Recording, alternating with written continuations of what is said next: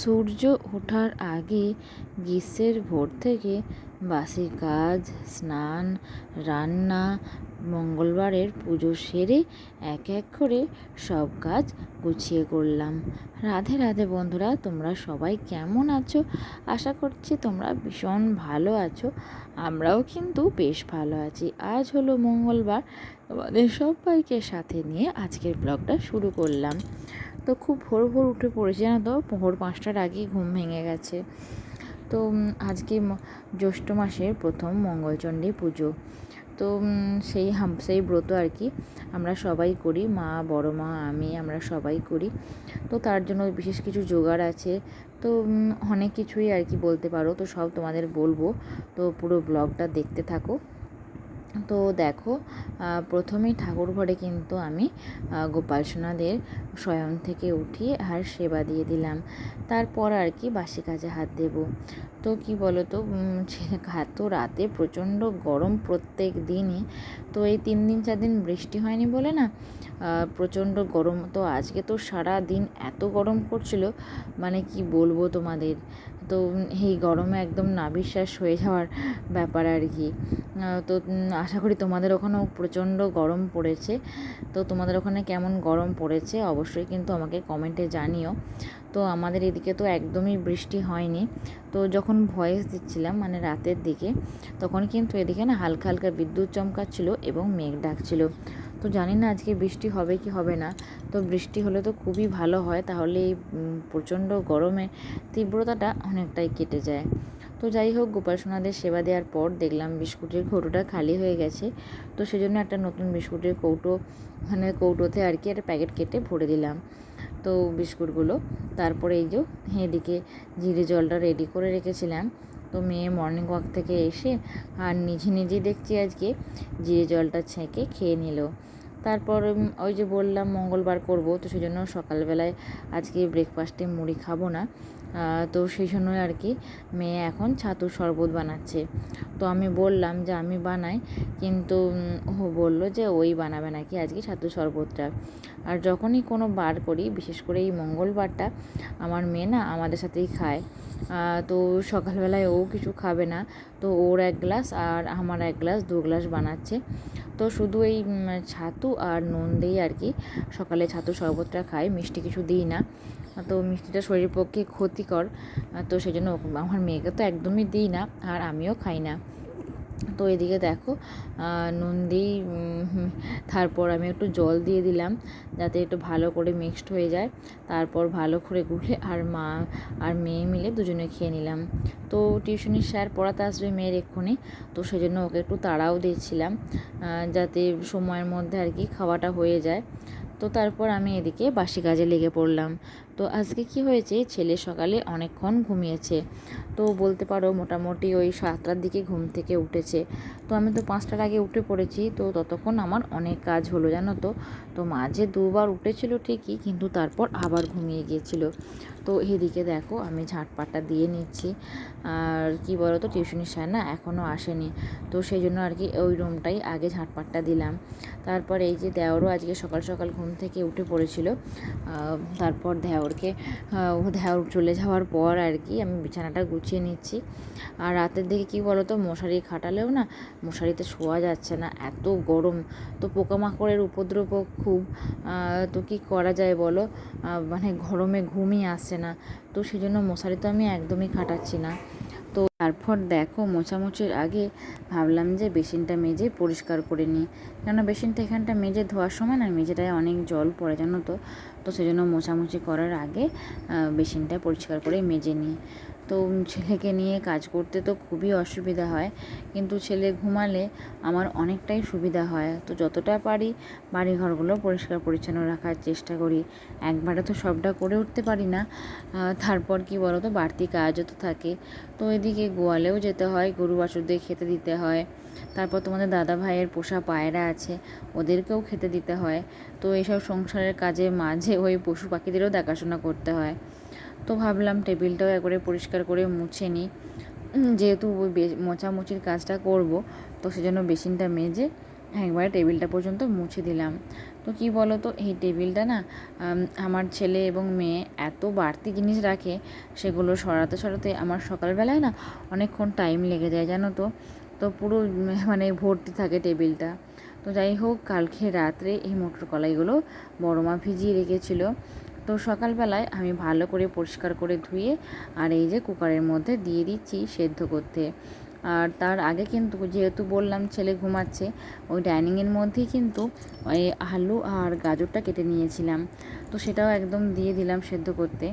তো এদিকে কুকারের মধ্যে ওটা সেদ্ধ হচ্ছে, আর আমি এদিকে কড়াইয়ের মধ্যে তেল বসিয়ে দিয়েছি। তেল দিয়ে তারপর ওই পাঁচফোড়ন দিয়ে আর কিছুটা মানে আধখানার মতো ওই ক্যাপসিকাম কেটে রেখেছিলাম, সেটাও দিয়ে দিলাম। তো রান্নায় কিন্তু ক্যাপসিকাম দিলে বেশ ভালো টেস্ট হয়, মানে ক্যাপসিকামের সেন্টটা না বেশ ভালোই লাগে। তো আর এদিকে মশলার মধ্যে আদা আর 3টে শুকনো লঙ্কা দিয়েছিলাম আর 3টে টমেটো দিয়েছিলাম। যেহেতু অনেকটা রান্না হবে, তো সেই জন্য একটু বেশি করে মশলা না হলে না একদম খেতে ভালো লাগবে না। তারপর এর মানে মশলার মধ্যেই আর কি একবারে হলুদ, নুন, জিরে গুঁড়ো, একটু লঙ্কা, কাশ্মীরি লঙ্কার গুঁড়ো, চিনি, এগুলো একবারে সব দিয়ে দিয়েছিলাম। তো তারপর ভালো করে মশলাটা কষতে দিয়েছি। তো যতক্ষণ না মশলাটা থেকে তেল বেরিয়ে আসছে ততক্ষণ আর কি ভালো করে নাড়াচাড়া করে নিলাম। তারপর যখন দেখলাম যে মশলাটা থেকে ভালোভাবে তেল এসে গেছে, মানে ছেড়ে দিয়েছে, এরপর কি বলো তো, সেদ্ধ করে রাখা ওই মটরটা আর আলুটা দেব। তো যাই হোক, আগের ব্লগের দিদিভাইদের কমেন্টগুলো তোমাদের সাথে শেয়ার করে নিই যতক্ষণ এটা রান্না হয়। তো আগের ব্লগে রিয়া অধিকারী দিদিভাই কমেন্ট করেছে যে ব্লগটা খুব সুন্দর হয়েছে। এছাড়াও সোমা গাঙ্গুলি দিদিভাই কমেন্ট করেছে খুব সুন্দর লাগলো। এমজি অধিকারী থেকে কমেন্ট করেছে সত্যি খুব সুন্দর লাগলো তোমার ভিডিওটা দিদিভাই। তো আমার সকল দিদিভাইদের জানাই অনেক অনেক ভালোবাসা যে আমার ভিডিও এত ভালোবেসে দেখি এবং এত সুন্দর সুন্দর কমেন্ট করার জন্য। তো এদিকে দেখো, আমি কিন্তু মশলার উপর মটর আর আলুটা যেটা সেদ্ধ করে রেখেছিলাম ওটা দিয়ে দিলাম, দিয়ে ভালো করে মশলাটার সাথে কষিয়ে নিচ্ছি। তো যেহেতু এটা সেদ্ধ করা আছে সেহেতু বেশিক্ষণ কষাবো না, না হলে আলুগুলো না একদম পুরো নরম হয়ে যাবে। তো সব সেদ্ধ করা আলু মটরটা কিন্তু এর মধ্যে দিইনি, কেননা এটা কী বলো তো, এই চন্দ্রমুখী আলুর যখন রান্না করি তখন না এর মধ্যে ঝোল খুব কম থাকে, কেননা আলুতে না অনেকটা জল টেনে নেয়। তো সেই জন্য এই কড়াইয়ের মধ্যে মানে অর্ধেকটা পরিমাণ আলু মটর দিয়েছি, আর অর্ধেকটা পরিমাণ আলু মটর না ওই একটা বড় পাত্রের মধ্যে রেখে দিয়েছি। তো এটা ভালো করে কষিয়ে নিয়ে আর ওই বড় পাত্রের মধ্যে ঢেলে মিক্সড করে একটু ফুটিয়ে নেব। তো সেই জন্যই আর কি, তো ভালো করে মশলাটা আগে একটু ফুটে যাক আর কড়াইয়ের মধ্যে একটু ভালো করে আলু আর মটরগুলো গেলে দিই, তাহলে বেশ গদো গদো ভাব হবে। তো এদিকে বললাম তোমাদেরকে যে একটা বড় পাত্রের মধ্যে ঢেলে রেখেছি। তো কি বলো তো, এই ঘুগনিটা আছে মঙ্গলবার করেছি, তো ওই জল যখন পুজো করিয়ে আসবে জল না দিয়ে মানে ভিজিয়ে খাওয়া একবার, তো দুপুরে ওই চিড়ে ভিজিয়ে একবার খাওয়া, আর এই জলখাবারে ওই যখন মুড়ি খাবো তখন না ঘুগনিটা দিয়ে মাখিয়ে মুড়ি খাওয়া হবে। তো জল নেওয়া হবে না একদমই। তো তারপর দুপুরবেলাও মুড়ি খেতে হবে, মুড়ি চিড়ে, এবং রাতে খেতে হবে ওই আটা মুড়ি এসব, মানে ভাত তো একদমই খাওয়া চলবে না। তো এটাতে না মুড়ি খাওয়া যায়। তো যাই হোক, বড় মা কিন্তু পুজো করাতে যাবে, তো সেই জন্য বড় মা কিন্তু স্নান করতে চলে গেছে, আর আমিও আজকে সকাল সকাল স্নান করব। আর আমাদের এখানে যে কালীতলাটা যাই প্রায় মাঝে মধ্যেই, তোমরা দেখেছো, তো সেখানেই কিন্তু আজকে এই মঙ্গলচণ্ডী পুজোটা হবে। তো প্রচণ্ড ভিড় হয় জানো তো, প্রচুর প্রচুর, যে ওই মন্দিরে চাতালটা না পুরো ভর্তি হয়ে যায়, বসার জায়গা থাকে না। তো সেজন্য পুজো করাতে গেলে না অনেকটাই দেরি হয়, তো সেজন্য আমি গেলাম না। তো এদিকে দেখো স্নান টান সেরে নিয়েছি, আর তার মাঝে কিন্তু ওই টেবিলের নিচে স্টিলটা আর সিঁড়ি উঠতে যে স্টিলটা আছে ওটা মুছে নিয়ে তারপর স্নানটা করলাম। তো এদিকে তারপর স্নান টান সেরে ওই যে দেখতে পাচ্ছ তুলসী বেদির পাশে একটা বড় লালেতে আর হলুদ সাদার কম্বিনেশনে একটা বড় মালা কিন্তু গেঁথে ফেলেছি এর মধ্যেই, তো সেটা ওখানে রেখে দিয়েছি। আর নিচেতে এদিকে ওই কলা পাতা, দূর্বা আর জব আর যে ধান সেটা কিন্তু কালকে আমি কুটে রেখেছিলাম, মানে খোলা ছাড়িয়ে রেখেছিলাম। তো এখন শুধু খিলিগুলো বানাচ্ছি। তো 3টে খিলি বানাতে হবে।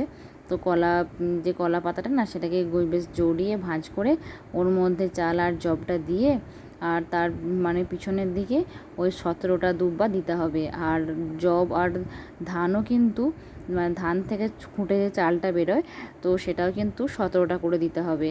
তো এটাই আমাদের নিয়ম আর কি। আর 17টা করে কাঁঠাল পাতা। তো এসব অনেক জোগাড় যন্ত্র আছে আজকে। তারপর কি বলো তো, বড় মা এখানে পুজোর জোগাড়টাও করে নিয়েছে। তো সব মিলিয়ে কিন্তু মঙ্গলচণ্ডী বারের পুজো মানে একদম পুরো রেডি। তারপর আমি এদিকে ভাবলাম যে বাড়ির রজনীগন্ধা যে ফুলগুলো ফুটেছে না, তো ইচ্ছা করেই রেখে দিয়েছিলাম যে খুব সুন্দর দেখতেও লাগছে আর সুগন্ধিতে না পুরো বাড়ি মম করে। তো তারপর কি বলতো, 3-4টে ফুল শুকিয়ে গিয়েছিল, তাই ভাবলাম যে কটা ফুল ফুটে আছে সব কটা তুলে না গোপালের জন্য একটা মালা গেঁথে দেবো। তো যাই হোক, গোপালের জন্য মালা গেঁথে দিয়েছিলাম। আর এদিকে কিন্তু দুপুরের খাওয়া দাওয়ায় বসে পড়েছি একদম। তো দেখতেই পাচ্ছ সব রকম ফল কাটা আছে, গুড় চিড়ে কলা নেওয়া হয়েছে, ভিজিয়ে খাওয়া হবে। আর এদিকে কালকে অনেক মানে জামবাটি করে বড় জায়গার মধ্যে আর কি দই বসানো হয়েছিল। আর দইটা এত সুন্দর বসেছে দেখো, তো পুরো ছুরি মানে যেমন দোকানের দই হয় তো ঠিক সেরকমই বসেছিল। আর দইটা কিন্তু খেতেও বেশ টেস্ট হয়েছিল। তো আমি আর মেয়ে আপাতত এখন খাবো, বাকি এখন মা আর বড় মা একটু পর করেই বসবে। তো এদিকে সব কিছু নিয়ে এখন রেডি, এবার খাওয়ার পালা। তো এই যে মঙ্গলবারে যে দুপুরের খাওয়া দাওয়া, এটা কিন্তু না বেশ ভালো লাগে জানো তো। তো যাই হোক, ওই ফল টল খেয়েই কিন্তু পেট ভরে যায়। আজকের ব্লগটা এখানেই শেষ করলাম, আবার দেখা হবে নেক্সট ব্লগে। রাধে রাধে।